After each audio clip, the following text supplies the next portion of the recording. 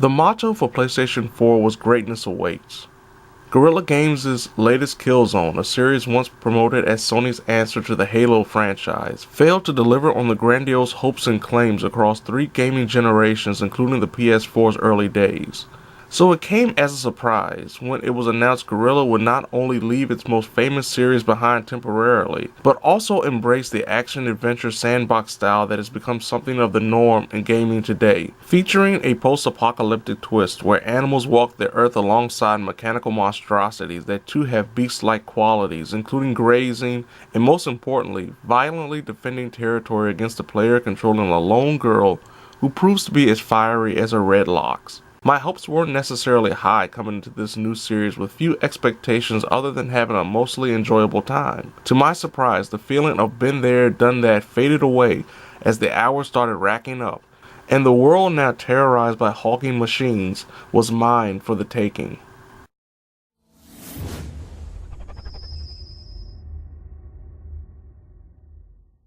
Set over 1,000 years in the future, the planet has changed greatly thanks to the obvious mechanized beasts roaming the land while taking the appearances of various animals and creatures that have lived on the same land thousands of years before their existences. In the middle of it all is Aloy, an orphaned outcast from the tribe of Nora.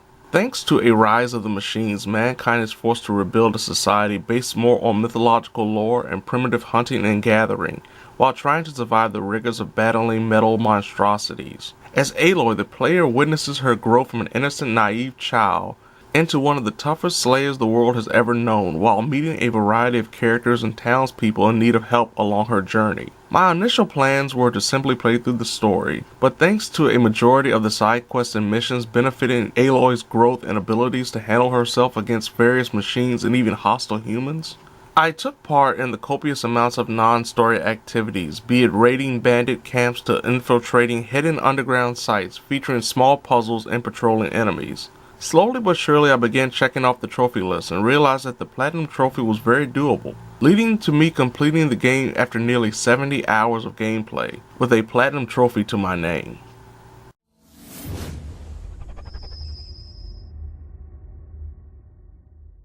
When it comes to new IPs and potential franchises, the grandiose amount of hype thanks to advertising and previews can skew anyone from believing in a hopeful system seller, such as Horizon Zero Dawn. Thankfully, the ideas that make Horizon mostly what it is come together fantastically, though not perfectly. Case in point, the combat proves to be a mixed bag due to its various offerings against both machine and human enemies. The player is slowly introduced to the nuances of the machines that now threaten the lives of humans trying to live alongside them, including the various weak points that differ from beast to beast. For example, one of the earliest adversary Aloy encounters is the Watcher, a two-legged, walking snake-like creature that can not only use its long tail to knock Aloy down, but also can call out for reinforcement if it spots danger. By focusing on the Watcher's eye, Aloy can land a one-hit kill that will prevent any damage or problems in regards to the arrival of some new foes. The way Aloy can accomplish her kills are threefold in nature: ranged attacks via arrows, melee attacks thanks to Aloy's staff, traps including electrified tripwires that'll stun enemies if they unsuspectingly make the wrong step. But the variety available makes fighting the machine so much fun. Aloy's ability to hide in tall grass can allow her to complete stealth attacks courtesy of her staff. Or she can pick off enemies from a distance, though firing arrows from the same spot over and over again when there are more than a couple of enemies will alert them of Aloy's positioning. A majority of Aloy's physical abilities, including slowing down time to land that perfect headshot and being able to grab more resources from downed machines, are bound to a rather impressive skill tree that will take some time and completion of many of the activities available. The bow and arrow combinations are essentially Aloy's best friends in the wild. This simplistic original pairing featuring regular metal arrows and eventual heads burning with fire are complemented by other bows that can shoot arrows that'll freeze enemies with enough hits, send them into a frenzied state, or even knock off the armored plates and heavy machinery some of the more beefy enemies sport, including a Tyrannosaurus-like creature that would be a boss in any other game. Thanks to the various weak points on every enemy being different, mixing and matching arrow attacks is the key to winning the battles Aloy will eventually find herself in the middle of, simply going from point to point. Weapons can be modified with patches to add a little more kick to each shot, be it extra damage or elemental effects. Aloy also has the ability to wear armor that usually have base status effects, including greater stealth efficiency depending on the equipment that too can be modified. Other weapons are available that make the journey a little easier, including a mechanism that can temporarily tie beasts down, but will take a little extra work to attain, or the game's currency to purchase.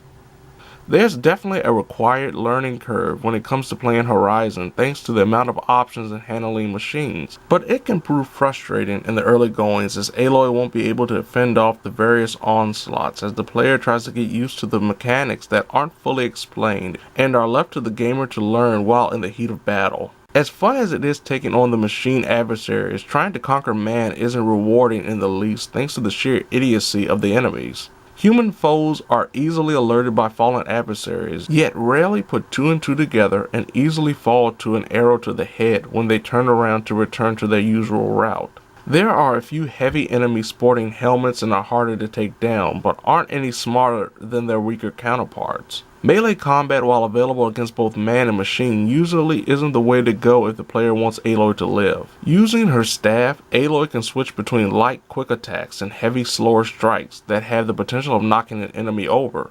For some reason, melee combat feels rigid as Aloy's movements become locked in and at times uncontrollable no matter how the player tries to adjust her swing, thus leaving her open to counterattacks that can not only take away half of her health, but also stun her for a subsequent, potentially game-ending strike after she's swatted at nothing but air. A lot of the times the best strategy is to roll, something the player will do a lot of to avoid charging, striking, and fire-breathing enemies alike, until Aloy finds a hiding spot to regroup and start a ranged barrage focused on arrow usage. Melee combat is truly disappointing and something that never feels like the player gets the hang of like its ranged counterpart. Beyond the combat are the various systems and story elements presented to the player that help Aloy along her journey, including her focus, a device from the old world that allows her to scan enemies, figure out their paths, and even tag adversaries. Aloy's focus also plays a minor role in completing missions and finding collectibles. The 30+ hour campaign, though shorter if a lot of the dialogue is skipped, definitely features some big revelations and explanations as to why the world became what it is. But the path to get there is unnecessarily long without much standing out from main mission to main mission, leading into the narrative's final third where Aloy must contend with more human adversaries than robotic. The human interactions between Aloy and the various tribes people, including the aforementioned Nora, is what leaves the longest lasting impression thanks to the superb facial animations and extensive dialogue sequences, with some having responsive choices for Aloy that don't necessarily affect relationships or the world outside of the obvious few, but can provide some entertaining discussion pieces. The voice acting can be hit or miss during these scenes, presenting some unintentionally hilarious NPC dying moments. The lack of memorable story missions are made up by a variety of side missions that can range from the simple follow this trail and examine this item scenario to exploring dungeons known as cauldrons that usually feature a variety of high-powered enemies and grant Aloy the ability to override susceptible machines to do Aloy's bidding, be it fight by her side or provide a ride.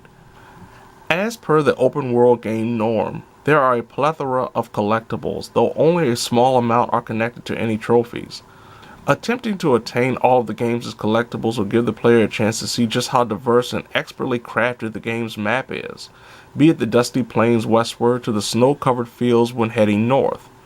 There are 5 giant giraffe-like beasts that need to be scaled to fully reveal the area's map that will have players comparing this implementation to the bell towers in the Far Cry series. But it's searching for the Bullock collectibles that will have Aloy climbing mountains while leaving the player in awe of the world that can be reached in the distance, though there are some invisible walls.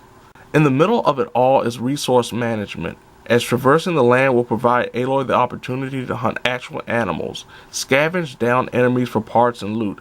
Unfortunately, even fully upgraded resource pouches to hold all the stuff the player collects fills up quickly. Having to drop items that could be sold in the middle of a mission because Aloy can't fast travel to a merchant is something the player will have to get used to, as the initial feeling of collect everything must be ignored when the inventory shows 5 or 6 stacks of the same item, even if those items can help create arrows and potions. From a technical aspect, Horizon is a perfect example of quality optimization. Playing on an original PlayStation 4, Zero Dawn felt smooth mostly throughout, rarely suffering frame rate drops.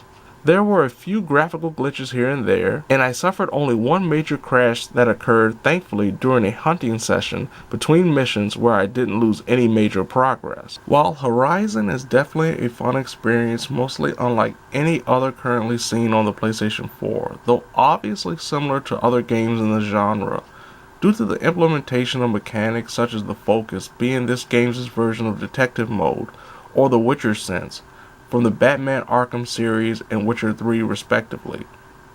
It couldn't wholly live up to the massive amount of hype thanks to the poorly designed melee combat, dumb human AI, both adversaries and accomplices, who, though rare in their appearances to help Aloy, usually just stand around and let Aloy do all the work, and a story that, while well told, is extremely long-winded without many interesting moments piecing together the middle to its exceptional beginning and end. But a majority of the negatives attached to Zero Dawn are outweighed by the positives, such as battles with hulking metal beasts, fleshed out side quest stories, and some of the best graphics seen thus far during this console generation.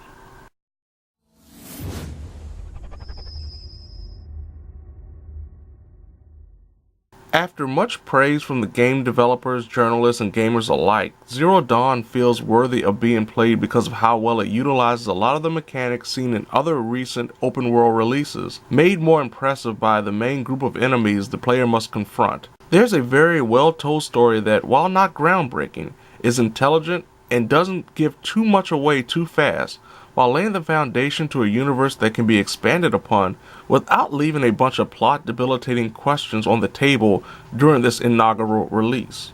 Horizon feels as stereotypical as it does fresh, walking a fine line between innovation and the familiar. It is for that reason Horizon Zero Dawn is so hard to wholeheartedly recommend as a full-price purchase. Depending on how many open-world games you've experienced over the last couple of years or so will affect how much you enjoy Horizon. But no matter where you are on the spectrum, Horizon Zero Dawn is definitely an experience worth playing via a purchase rather than a rental, but not at full price if you're someone who is suffering from open-world gaming fatigue.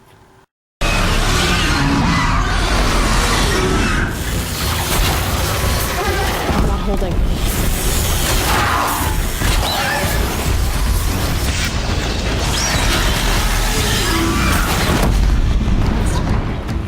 What was a machine like that doing all the way up here? Keeping people like me away from something. Hope there's only one.